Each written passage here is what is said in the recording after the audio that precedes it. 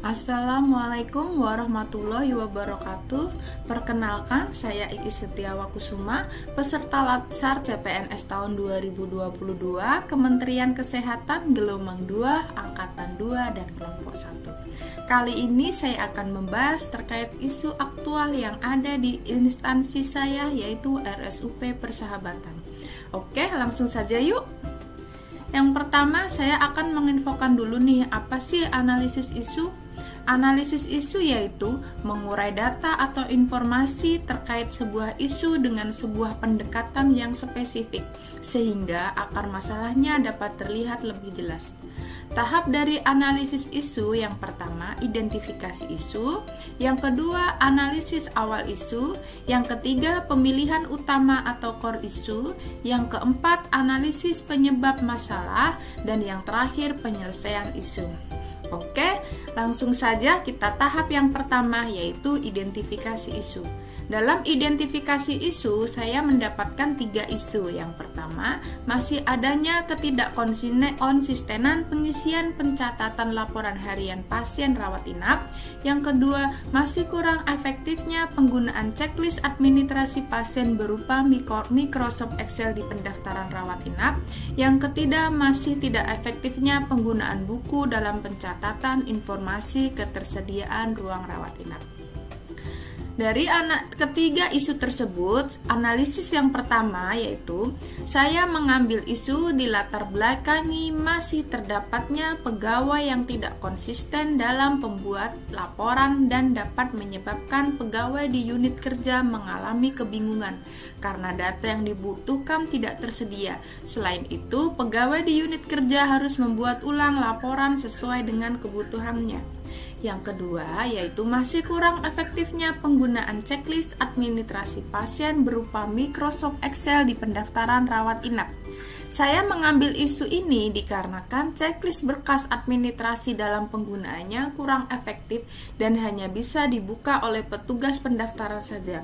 Dampak yang dapat ditumbuhkan apabila berkas administrasi tidak lengkap membuat kerugian di rumah sakit dikarenakan klaim pending dan terjadi miskomunikasi antara petugas pendaftaran rawat inap dengan perawat dan petugas klaim dikarenakan berkas administrasi kurang lengkap. Dan yang ketiga yaitu masih tidak efektifnya penggunaan buku dalam pencatatan informasi ketersediaan ruang rawat inap.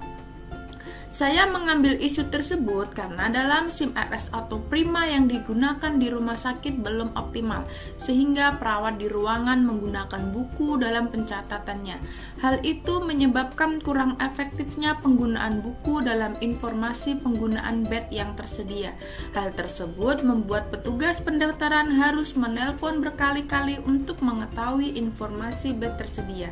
Hal tersebut dapat berdampak kepada pasien yang tak kunjung mendapatkan kamar rawat, sehingga menyebabkan komplain dari pasien karena terlalu lama menunggu di IGD, adanya komplain dari perawat karena pasien menumpuk di IGD, dan adanya kendala dalam proses pengobatan pasien.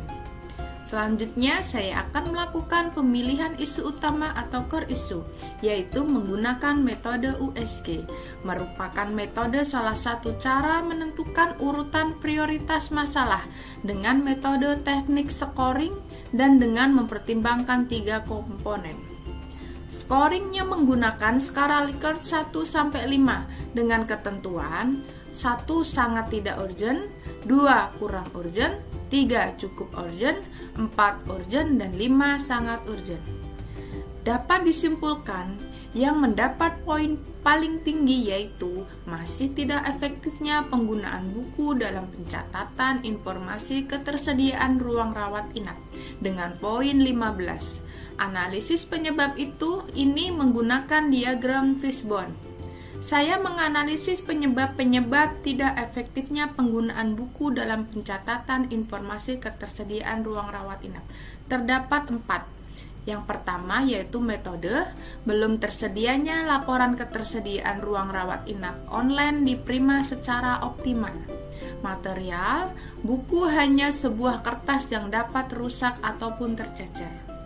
peralatannya, belum terintegrasinya sistem pencatatan ketersediaan ruang rawat inap ke dalam SIM-RS secara optimal, dan tenaga, kurangnya rasa peduli terkait masalah yang ada di tempat kerja, kurangnya inovasi dari petugas, dan kurangnya sosialisasi mengenai pentingnya informasi ketersediaan ruang rawat inap.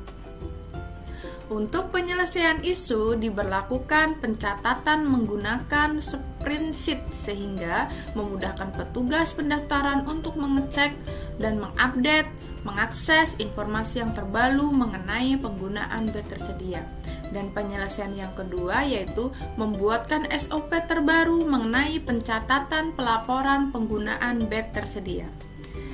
Dari hal tersebut maka dapat diambil kesimpulan dalam menyelesaikan masalah masih tidak efektifnya penggunaan buku dalam pencatatan informasi ketersediaan ruang rawat inap di RSUP Persahabatan, maka terpilihlah akar penyebab utama masalah yang akan diselesaikan, yaitu belum tersedianya laporan informasi ketersediaan ruang rawat inap online secara optimal di RSUP Persahabatan.